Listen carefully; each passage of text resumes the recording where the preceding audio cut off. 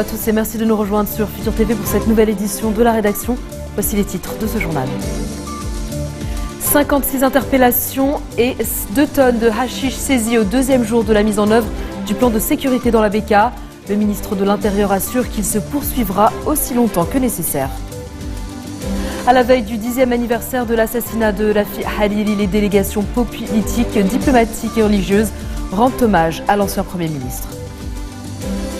L'émissaire de l'ONU pour la Syrie estime que Bachar el-Assad fait partie de la solution, alors que le Conseil de sécurité cherche à asphyxier financièrement les groupes djihadistes.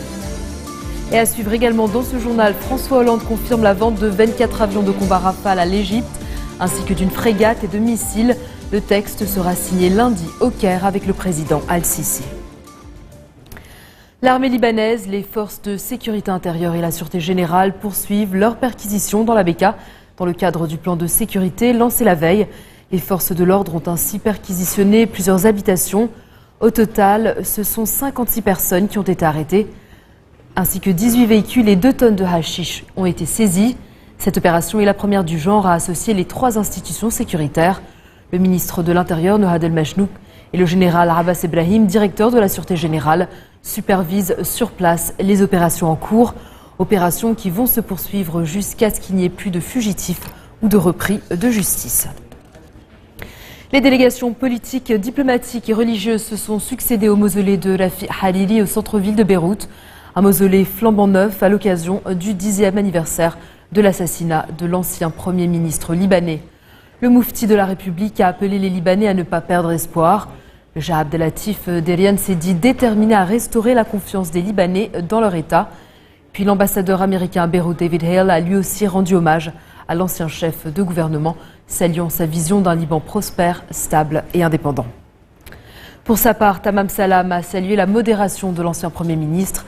À la veille du 10e anniversaire de l'assassinat de Hariri, le chef du gouvernement a dit vouloir davantage mettre en application les préceptes de modération et de dialogue qu'il a adoptés durant son parcours politique. Des préceptes qui, selon Salam, sont à la base d'une gouvernance sage au sein d'une société pluraliste comme celle du Liban. Il a affirmé que le pays a perdu un leader exceptionnel, opposé à toute forme d'extrémisme et qui s'est imposé sur la scène internationale. Sachez que le commandant-chef de l'armée libanaise doit se rendre la semaine prochaine en Arabie Saoudite dans le cadre d'une rencontre des chefs militaires qui participent à la coalition anti-État islamique dirigée par les États-Unis. Le général Jean Ahouaji s'était déjà rendu à Riyad et à Washington en octobre dernier lors des précédentes réunions. Bachar el-Assad fait partie de la solution en Syrie. Voilà ce qu'a indiqué ce vendredi le médiateur de l'ONU, affirmant qu'il continuera à avoir d'importantes discussions avec le président syrien. Staffan de Mistura vient d'effectuer une visite de 48 heures à Damas. Il estime que la seule solution est une solution politique et que, faute d'accord, le seul à profiter de la situation est le groupe État islamique. De Mistura doit présenter le 17 février un rapport au Conseil de sécurité de l'ONU pour stopper la guerre civile. En 4 ans, la guerre en Syrie a fait 220 000 morts, 1 million de blessés et 4 millions d'exilés, sans qu'une victoire militaire ne soit envisageable. Et puis le Conseil de sécurité de l'ONU a adopté cette nuit une résolution qui vise à tarir les sources de financement des groupes djihadistes, que ce soit l'organisation État islamique ou le Front al-Nosra. Approuvé à l'unanimité, le texte menace de sanctions tous les États qui achèteront du pétrole à ces organisations terroristes. Ces groupes contrôlent en effet plusieurs raffineries en Syrie et en Irak. La vente de pétrole procure chaque jour aux djihadistes des centaines de milliers de dollars. Une manne financière que l'ONU cherche donc à assécher. La résolution adoptée par le Conseil de sécurité interdit également le trafic des antiquités et des œuvres d'art dérobées en Syrie. Enfin, le texte recommande aux États de ne pas verser de rançon en cas d'enlèvement de ressortissants. François Hollande l'a confirmé, un accord a été conclu avec l'Égypte pour la livraison de 24 avions de combat Rafale, d'une frégate et de missiles. Le texte sera signé lundi au Caire entre le ministre français de la Défense, Jean-Yves Le Drian, et le président égyptien Abdel Fattah el-Sisi. Écoutez. L'ensemble représente un contrat de 5 milliards d'euros. C'est effectivement le premier contrat à l'exportation du Rafale. Jusqu'à présent, seul l'État français achetait des Rafales. Il en était heureux, tellement heureux qu'il voulait partager son bonheur avec d'autres. Mais il faut dire qu'il a rencontré, État français, un certain nombre de déconvenus. Je ne parle pas depuis 2 ans et demi, mais depuis longtemps. Et un certain nombre de promesses ne s'étaient pas forcément confirmées. Il y avait néanmoins un problème qui n'était pas mince, qui était celui du prix et du financement. Pour le prix, ce sont les industriels qui négocient. Pour le financement, l'État a fait un certain nombre d'efforts. Et pourquoi les a-t-il fait? Pas simplement pour qu'il y ait des Rafales qui soient vendus, mais parce que je considère que dans le contexte actuel, c'est très important que l'Égypte puisse agir pour la stabilité et être en sécurité. Dans un instant, que fait Barack Obama pour promouvoir sa réforme d'assurance maladie? Réponse en fin de journal.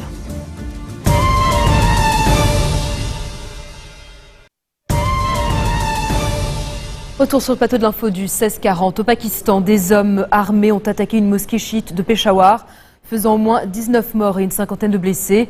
L'un des terroristes s'est fait exploser alors que les autres ont lancé des grenades et tiré sur les fidèles qui étaient réunis en masse pour la prière du vendredi. La police a désormais la situation sous contrôle après des affrontements qui ont duré environ 1 heure.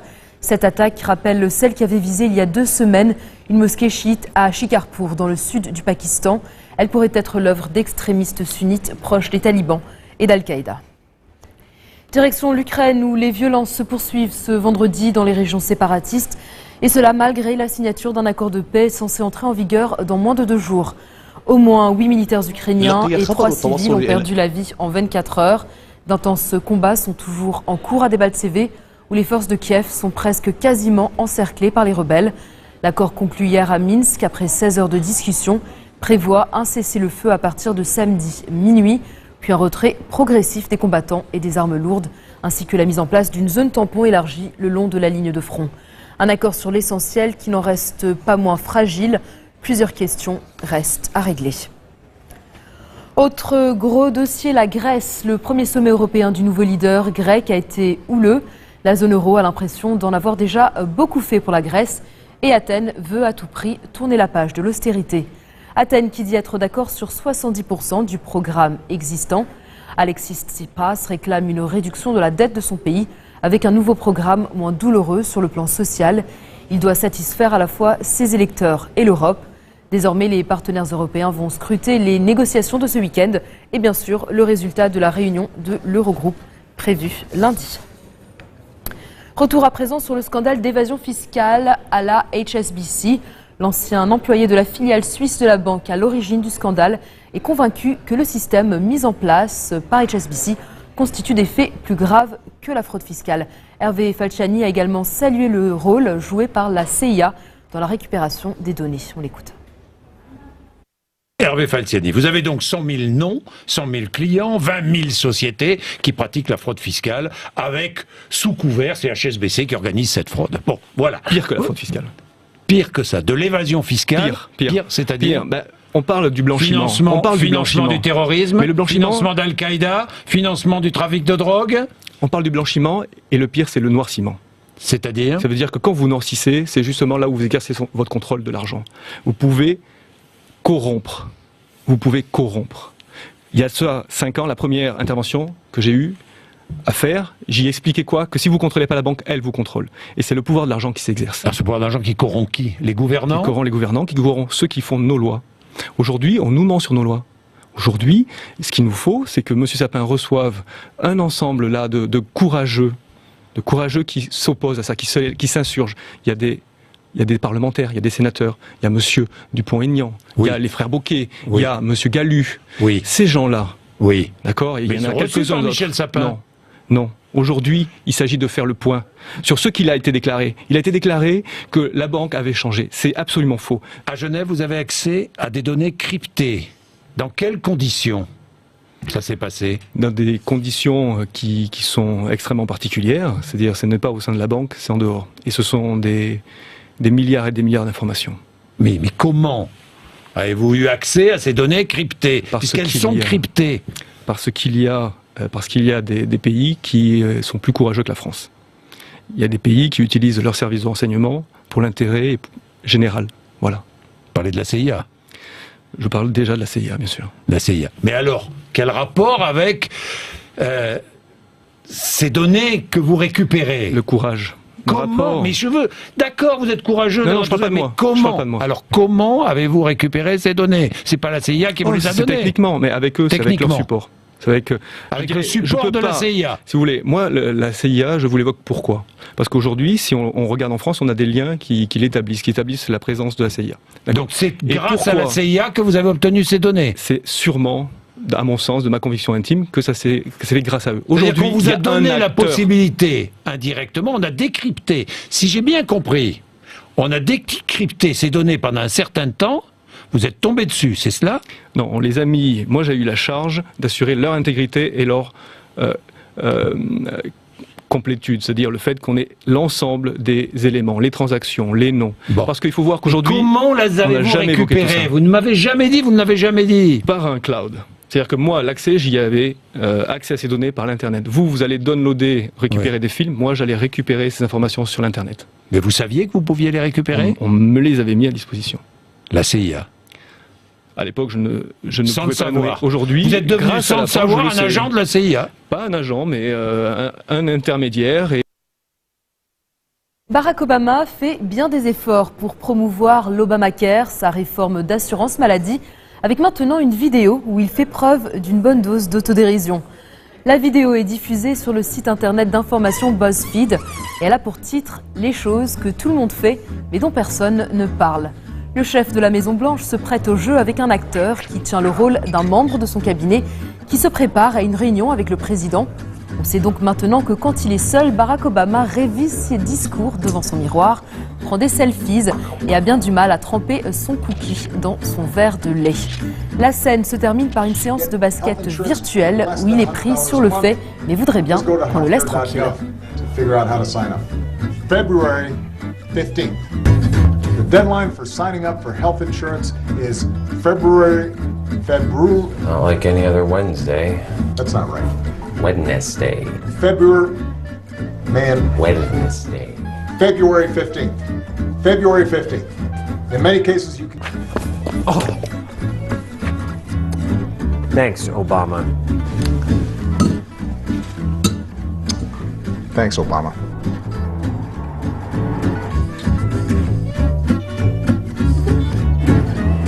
It's pretty good.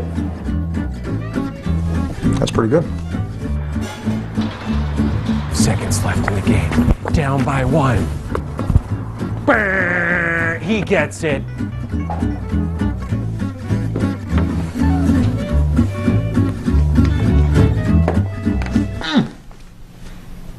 Mr. President? Can I live?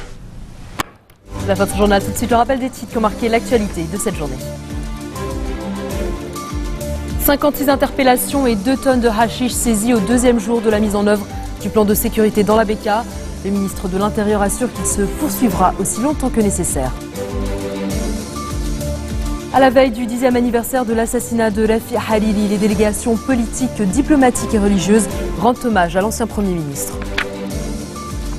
L'émissaire de l'ONU pour la Syrie estime que Bachar el-Assad fait partie de la solution, alors que le Conseil de sécurité cherche à asphyxier financièrement les groupes djihadistes. Et puis François Hollande confirme la vente de 24 avions de combat Rafale à l'Égypte, ainsi que d'une frégate et de missiles. Le texte sera signé lundi au Caire avec le président Al-Sisi.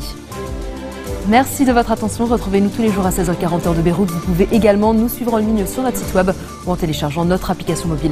Excellente soirée à tous et à toutes et très bon week-end.